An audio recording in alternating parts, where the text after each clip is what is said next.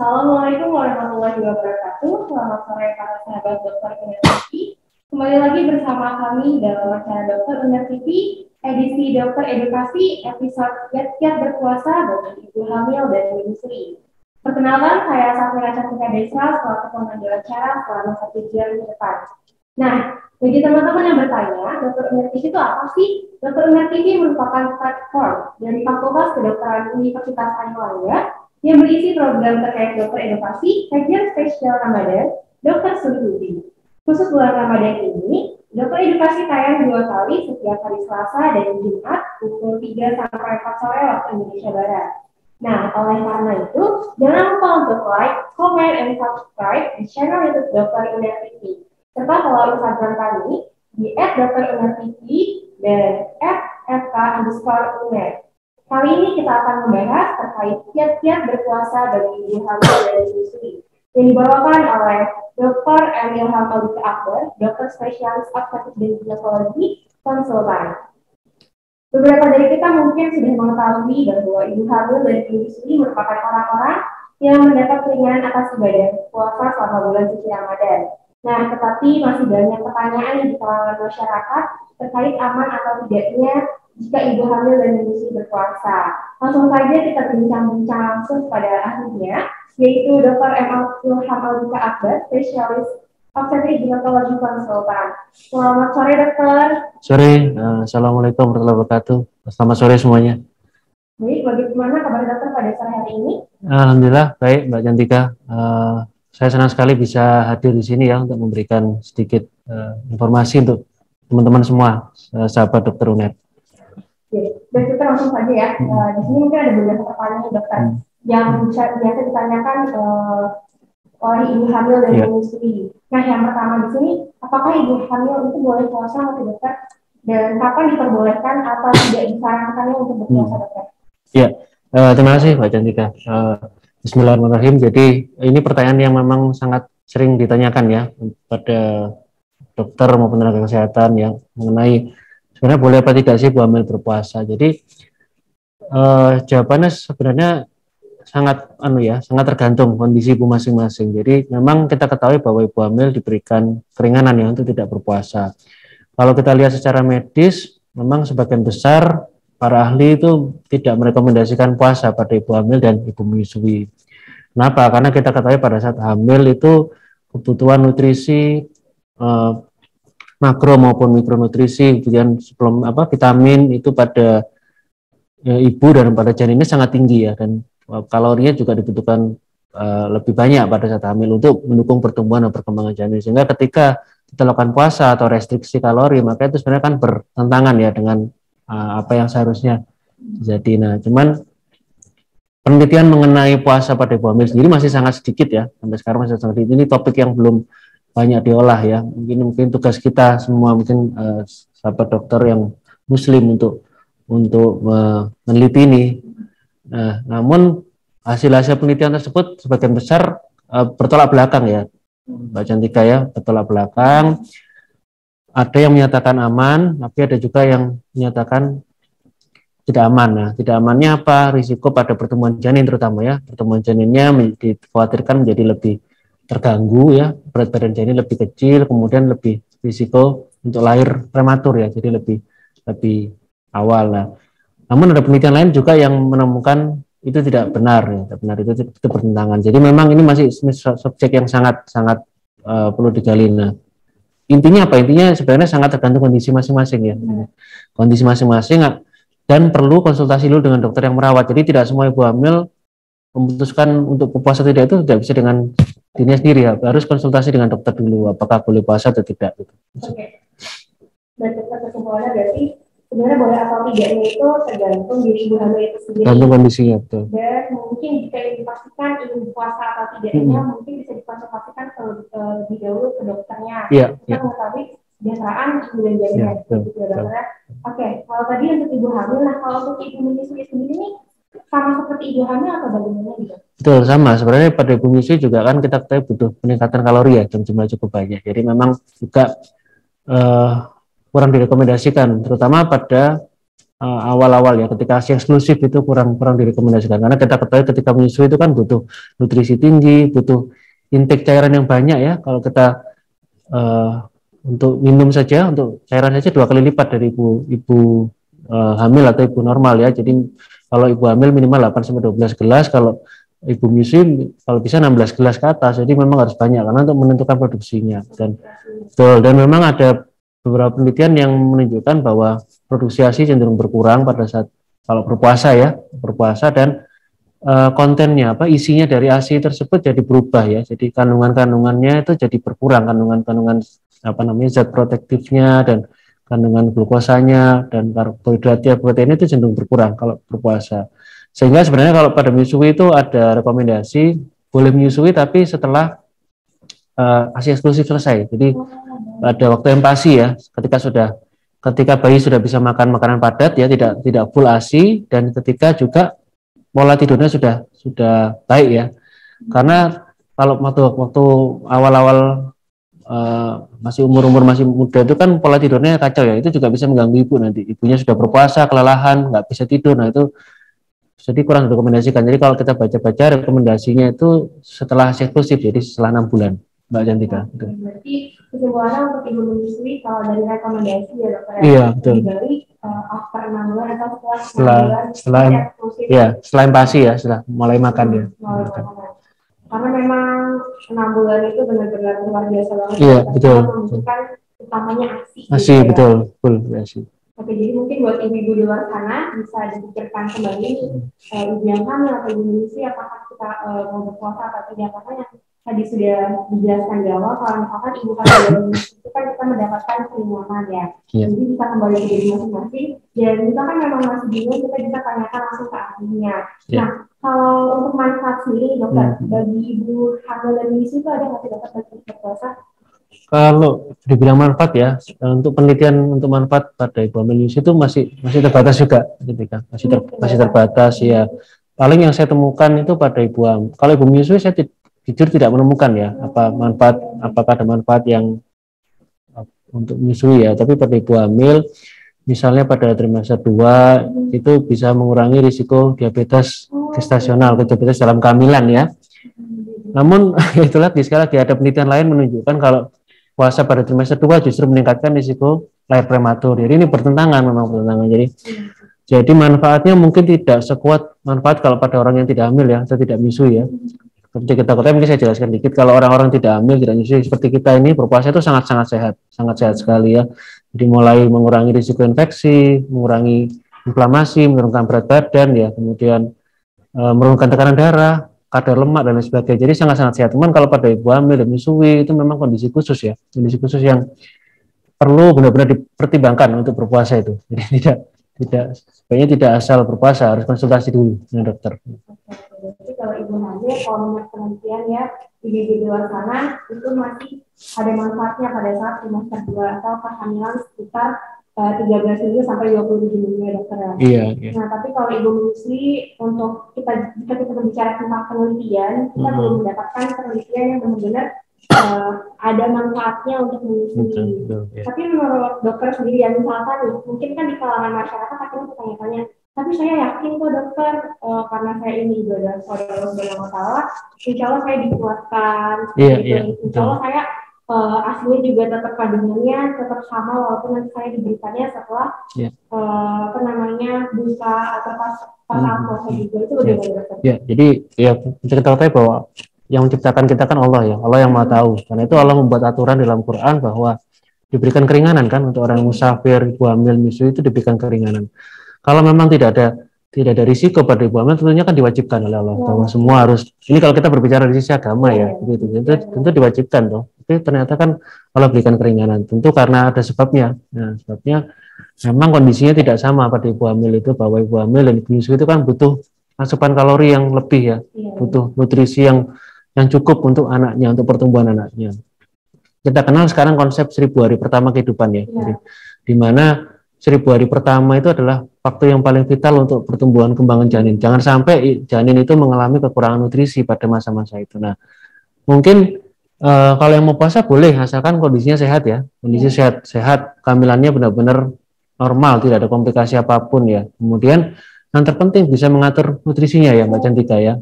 Pada saat berbuka ya, periode berbuka 8 berapa jam ya? 8 jam lebih ya, 8 jam 10 jam itu dia bisa mencukupi. Misalnya kebutuhan kalori pada ibu hamil itu kan perlu tambahan 400 sampai 500 per hari, jadi sekitar 1.500 ya, itu harus bisa tercukupi. Jadi mungkin makannya harus 3 kali 4 kali, bisa nggak dalam waktu dia bisa terus bisa nggak dia minum minimal 8 sampai 12 gelas misalnya, suplemennya bisa masuk semua nggak? Kalau misalnya bisa ya mau nggak silakan gitu loh, tapi kalau nggak bisa ya lebih baik di kode ya, diganti nanti ketika sudah selesai gitu kan bisa diganti kan, nggak ada masalah terus. Kembali lagi tadi, sekarang ditekankan untuk asupan di luar sana. Jadi ketika ini di luar sana, memang yakin ketika misalkan nanti setelah buka memenuhi asupan nutrisinya sebanyak seperti biasa tidak berpuasa, dan yakin bahwa tubuh ibu sehat, janinnya sehat, insya Allah dibolehkan berpuasa. Tapi misalkan ibu masih ragu-ragu atau misalkan janinnya kurang sejahtera atau ibunya lagi sakit, monggo boleh banget konsultasikan dulu ke ahlinya dan nanti bisa didiskusikan baiknya berpuasa atau tidak. Baik, kalau untuk saran aktivitas fisik dan olahraga bagi yang menjadi saran berpuasa bagaimana ya? Iya. Jadi sama ya seperti yang tidak berpuasa, tapi memang harus, kalau ibu itu berpuasa harus lebih dikurangi ya. Mungkin ya aktivitasnya cukup aktivitas ringan saja, misalnya jalan kaki seperti itu, dan maksudnya ini olahraga ya, jalan kaki aja, jalan kaki ringan. Waktunya kapan paling ideal ya? Menjelang buka atau setelah berbuka. Tapi setelah berbuka kan nggak enak ya, kita kan waktunya ibadah, waktunya berbuka ya. Jadi paling 20 menit gitu atau 30 menit jalan kaki misalnya sebelum buka puasa itu boleh untuk. Oke, soalnya kalau kita di masyarakat ngabuburit ya. Ngabuburit. Kalian ngabuburit mungkin nyari takjil, nyari makanan. Betul lah, itu cukup. Sudah disiapkan dahulu, terus isi waktu-waktu sebelum berbuka puasa sekitar 20 sampai 30 menit untuk berjalan. Jadi tetap kalau bisa disarankan lebih baik aktivitas fisik tetap ada. Betul. Oke, baik. Nah, mungkin di sini kan ada beberapa ibu hamil dan menyusui juga bertanya-tanya nih, kalau untuk pola tidur ibu hamil dan menyusui itu selama bulan Ramadan ada sarannya nggak, dokter? Ya, ini penting juga ya, karena tidur itu kan sangat penting ya, Mbak Cantika ya. Jadi bisa mungkin ya tercukupi ya kebutuhan tidur sebenarnya yang paling ideal kan 8 jam ya kita ideal, tapi itu kalau mungkin tidak bisa dipenuhi ya paling nggak mendekati itulah. Jadi sebaiknya tidak bergadang ya ibu hamil yang berpuasa itu tidak bergadang semalaman ya, memang harus dikurangi yang kalau mau pingin tadarus atau baca Quran setelah ya selama pagi mungkin ya, pagi siang itu diperbanyak baca Quran, tapi malam jangan bergadang gitu loh, jangan bergadang ya. Jadi terus bangun ya mendekati sahur aja, terus siang tidur siang juga harus, kalau bisa disempatkan tidur siang, itu penting gitu. Dan intinya sih sama sih untuk kebutuhan, apalagi ibu hamil ya harus lebih dipenuhi itu kira-kira 7 sampai 8 jam lah idealnya. Ya, jadi untuk saran dari dokter Alwi ini di luar sana, kalau tidur itu tetap harus dipikirkan selama bulan Ramadan. Tidak hanya bulan Ramadan ya, di bulan-bulan biasa saja yang kita tidak berpuasa itu kalau tidur itu harus kita lakukan. Nah, karena itu sangat-sangat berpengaruh ke aktivitas selanjutnya ya, untuk kesejahteraan ibu juga, dan juga kalau ibunya kurang tidur, nanti akhirnya jadi yang namanya juga ibu hamil psikologisnya sangat-sangat sensitif terganggu. Kalau kita kurang tidur biasanya kita tiba-tiba kesel, tiba-tiba marah, tiba-tiba emosi, dan itu kan kalau melihat dari sisi psikologisnya berpengaruh ke juga ya, dokter. Betul ya. Oke. Nah, kalau tanda-tanda bahaya dari ibu hamil yang memungkinkan untuk menyebabkan pembatasan puasa. Jadi ya ada ya banyak nih ya, intinya gejala-gejala yang membahayakan pada ibu atau pada janinnya ya. Misalnya kondisi badannya lemas sekali ya, lemas, letih, lesu yang berat sekali, berlebihan ya, sampai pingsan seperti itu ya. Kemudian tanda-tanda dehidrasi jangan lupa ya, misalnya pusing, telan, haus yang berlebihan ya, mulut atau bibir kering, kemudian kencingnya jarang ya, atau kencingnya berwarna gelap, atau ibu-ibu kondisi khusus ya, misalnya mual muntah, hiperemesis ya, mual muntah berlebihan, itu juga harusnya sebaiknya membatalkan. Kemudian anemia berat ya, kekurangan sel darah merah, kemudian berat badan ibu malah turun. Nah itu nggak boleh ya. Selama hamil itu tidak boleh sampai, atau selama hamil ya tidak boleh sampai berat badan ibu turun, harus naik terus ya. Kemudian mungkin ibu yang malnutrisi ya atau kurang gizi ya, ibu kurang gizi kalau hamil sebaiknya jangan berpuasa, malah justru dia harus makan banyak kalau ibu yang malnutrisi. Kemudian ibunya ada demam atau tanda-tanda infeksi yang misalnya COVID atau infeksi apapun, ya jangan puasa. Kemudian diabetes itu harus benar-benar hati-hati. Ibu dengan diabetes harus konsultasi dengan ahli gizi, dengan ahli diabetes, karena agak rumit pengaturannya ya. Jadi atau apalagi kalau kadar gulanya nggak terkontrol, itu bahaya. Harus benar-benar hati-hati. Terus untuk janinnya, nah ini kalau janin, kalau dalam pemantauan ternyata berat badannya nggak bertambah atau dia jadi mengecil ya, lebih kecil dari seharusnya. Dan yang terpenting gerakannya ya, kalau gerakan janinnya berkurang, lah itu sudah benar-benar harus segera dibatalkan, langsung ke dokter, ke rumah sakit segera untuk dicek kondisinya ya. Jadi dokter kan melakukan anemia berat ya dokter. Mungkin boleh dikasih tahu dokter, anemia itu biasanya hemoglobinnya itu berapa sampai berapa sih dokter? Iya, kalau yang anemia kan kurang dari 11 ya. Tapi kalau anemia ya betul. Kalau anemia berat ya kurang dari 8 biasanya ya. Itu ya itu berisiko sekali karena kan kekurangan juga biasanya kan disebabkan kekurangan asam folat atau zat besi ya kalau pada ibu hamil. Biasanya kalau kita puasa makin parah nanti kondisinya kan, jadi supaya tidak berpuasa kalau anemia berat. Ibu yang dewasanya mempunyai, jika sudah cek HB sebelum berdarah dia memang mempunyai HB di bawah 8, jadi memang sangat-sangat membutuhkan nutrisi mulai untuk tidak berpuasa dan kemudian akan gitu dong. Nah, tapi kalau boleh kita simpulkan, tadi itu tanda-tanda bahaya bagi ibu hamil yang untuk menyegerakan membatalkan puasa ada kayak lemak, letih, lesu, pusing, tanda-tanda dehidrasi seperti bibir kering, terus rasa kehausan berlebih, juga bisa dievaluasi dari pipisnya ya dokter ya. Benar-benar jarang sekali seperti itu, terus ada mual muntah berlebih juga. Anemia berat tadi, terus berat badan turun, kurang gizi, terus tanda-tanda infeksi seperti demam, panas. Nah itu biasanya juga karena kekurangan minum. Terus untuk ibu yang mempunyai diabetes mellitus, itu juga harus dikontrol dan dikaji lagi terkait gula darahnya.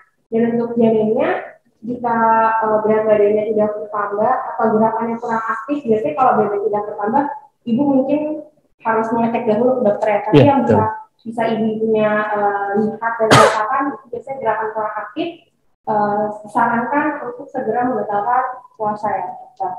Ya, baik. Nah kalau tadi kan kita membicarakan terkait ibu hamil. Nah kalau untuk ibu menyusui sendiri, tanda bahaya apa saja yang memungkinkan untuk ibu menyusui menyegerakan membatalkan puasanya dokter? Sebenarnya sama ya, sama sebenarnya, nggak berbeda Mbak Cantika. Jadi sama kondisi dehidrasi, kondisi kelelahan, keletihan berlebihan ya, atau misalnya produksi ASI-nya berkurang ya, terus bayinya juga misalnya tidak puas ya dengan menyusunya, mungkin karena produksinya berkurang ya, bayinya jadi rewel kayak gitu ya. Ini sebaiknya tidak berpuasa ya, jadi lebih baik mencukupi kebutuhan bayinya untuk ASI-nya ya. Gitu. Sama, nggak berbeda. Ya dokter. Nah ini kan tadi kan kita bahas terkait ibu hamil dan menyusui selama bulan puasa dokter. Nah mungkin di ibu di luar sana nih, ada kan biasanya yang anaknya masih 1,5 tahun terus hamil lagi, tapi misalkan ini di bulan puasa ya dokter. Nah banyak pertanyaan kecantikan misalkan ibunya ini yang umur anaknya kira-kira 13 atau 14 bulan. Nah terus dia hamil lagi. Nah anak kita kan masih menyusui dokter. Nah itu sebaiknya bagaimana ya dokter? Boleh tetap lanjut menyusui anaknya atau belajar menyusui atau seperti apa? Boleh. Jadi tetap dilanjutin aja menyusuinya. Nggak ada masalah, itu istilahnya nanti tandem nursing ya. Jadi menyusui dua anak sekaligus itu boleh. Tapi memang biasanya dari pengalaman ya, yang kalau pas hamil itu nanti akan tersapi dengan alami biasanya ya, jadi dia akan berhenti sendiri. Dia akan berhenti sendiri karena mungkin nggak tahu apakah ASI-nya jadi berubah atau gimana ya, jadi dia akan berhenti sendiri ya. Nanti yang penting untuk bayi yang udah besar ya cukup sampai 2 tahun saja kan, terus 2 tahun, terus yang diutamakan yang kecil. Misalnya pun pada waktu bayi yang kecil lahir ini masih menyusui, itu tetap harus diutamakan yang kecil. pertama kecil, yang kecil dulu dipenuhi ya, ini sudah dicampur mungkin ya ditambah dengan makanan ya dan pengasih, jadi dikurangi lah kalau bisa, memang ya lebih diutamakan yang bayinya. Berarti kesimpulannya sebenarnya boleh. Boleh. Nah, ada nggak sih dok sesuatu hal yang akhirnya tidak memperbolehkan ibu yang sedang hamil dan yang sedang menyusui anaknya untuk tidak menyusui anak yang pertama misalkan gitu? Sekali lagi kembali ke kondisi ibunya ya, kondisi ibunya bagaimana dia kondisinya sehat atau tidak ya, kemudian ada komplikasi atau tidak gitu. Kalau misalnya semua baik, boleh aja. Kalau misalkan kita ada pertanyaan, misalkan kok abis lagi nyusuin si kakaknya gitu ya, kok perut saya kenceng-kenceng ya? Iya. Kalau itu tetap boleh atau harus stop dulu ya? Ya itu jadi memang ada pandangan kalau dengan menyusui itu kan memicu oksitosin ya, sehingga dia merangsang kontraksi rahim. Cuman kalau di bawah trimester 3 nggak perlu khawatir sebenarnya. Ya memang karena reseptor oksitosinnya belum banyak di rahim, sehingga jadi tidak terlalu pengaruh ya. Kecuali kalau trimester 3 sudah menyusui terus ada kontraksi, mungkin itu harus waspada, harus mungkin dikurangi atau gimana ya. Jadi karena terbukti memicu. Tapi kalau waktu awal-awal itu tidak terlalu pengaruh sih. Ya. Berarti kalau misalkan ada rata-rata seperti itu, ibu hamil tidak perlu takut. Perlu takut. Respon fisiologis kita ya. Mungkin bisa diberikan tambahan obat-obatan yang untuk mengurangi kontraksi mungkin ya. Nah, untuk yang tadi ibu hamil dan menyusui itu semua, itu kapan sih harus konsultasi ke dokter selama berpuasa, dokter? Ya, yang pasti awal ketika memutuskan apakah ini boleh nyusui atau tidak itu ya itu konsultasi ke dokter dulu, apakah kondisi saya ini boleh puasa atau tidak ya. Terus setelah itu ya seperti biasa, antenatal care seperti biasa, kalau trimester pertama ya tiap bulan, trimester 2 juga sebulan sekali, terus trimester 3 baru 2 minggu sampai seminggu sekali kan. Jadi seperti jadwal normal aja, ada yang khusus. Kecuali ada tanda-tanda tadi baru lebih sering ya, atau segera ke dokter kalau ada tanda-tanda yang saya sampaikan tadi. Dan perbincangan kita pada hari ini, ada kesimpulan ya dokter atau saran dan pesan untuk ibu hamil dan menyusui dewasa? Sebenarnya untuk menyusui ataupun ibu hamil itu boleh berpuasa, namun sekali lagi tergantung kondisi kesehatan masing-masing dan sebaiknya berkonsultasi dengan dokter terlebih dahulu ya untuk menilai apakah ibu layak atau tidak untuk berpuasa. Seandainya pun tidak diperbolehkan puasa ya ibu tidak perlu kecewa ya, tidak perlu kecewa. Ini kan demi kepentingan janinnya supaya tumbuh sehat ya, dan nanti pun insya Allah bisa diganti dengan dikodok ya di luar puasa ya, seperti itu. Rasanya itu yang penting. Jadi kalau misalnya ibu punya berpuasa silakan, asalkan kondisinya baik ya. Baik, untuk kesimpulan dari Cantika sendiri yakni yang sudah tadi Dr. Aldika sampaikan bahwa ibu hamil dan ibu menyusui tetap diperbolehkan untuk berpuasa dengan syarat ibunya baik, sejahtera, janinnya juga sehat-sehat, ibu menyusui juga seperti itu. Tetapi jika merasakan ada sesuatu komplikasi atau ada sesuatu yang tidak enak di tubuh kita, boleh kita langsung berkonsultasi ke ahlinya atau ke dokter. Baik, jangan lupa juga ibu-ibu di luar sana tetap berpikir positif, yakin pada diri sendiri dan yakin pada Allah Subhanahu wa taala bahwa Ia yang menjaga kita dan menjaga kandungannya. Karena kalau kita tidak percaya dengan diri kita sendiri atau bahkan kita tidak percaya sama yang sudah dititipkan Allah Subhanahu wa taala, bagaimana kita mau kuat, bagaimana kita mau menjaga kandungan kita, seperti itu. Baik, dan jangan lupa untuk ibu-ibu di luar sana untuk like, komen, dan subscribe di channel YouTube Dr. Uner TV, serta follow Instagram kami di @drUnerTV dan @fk_uner. Dan ada program edukasi selanjutnya yakni membahas seputar sehat dan bugar dengan berolahraga selama bulan Ramadan yang akan tayang pada hari Jumat 15 April tahun 2022 jam 15 sampai 16 waktu Indonesia Barat. Baik, saya Safira Cantika Desra, mewakili tim dari Dr. Uner TV, pamit undur diri. Mohon maaf apabila ada salah kata dan perbuatan. Wassalamualaikum warahmatullahi wabarakatuh.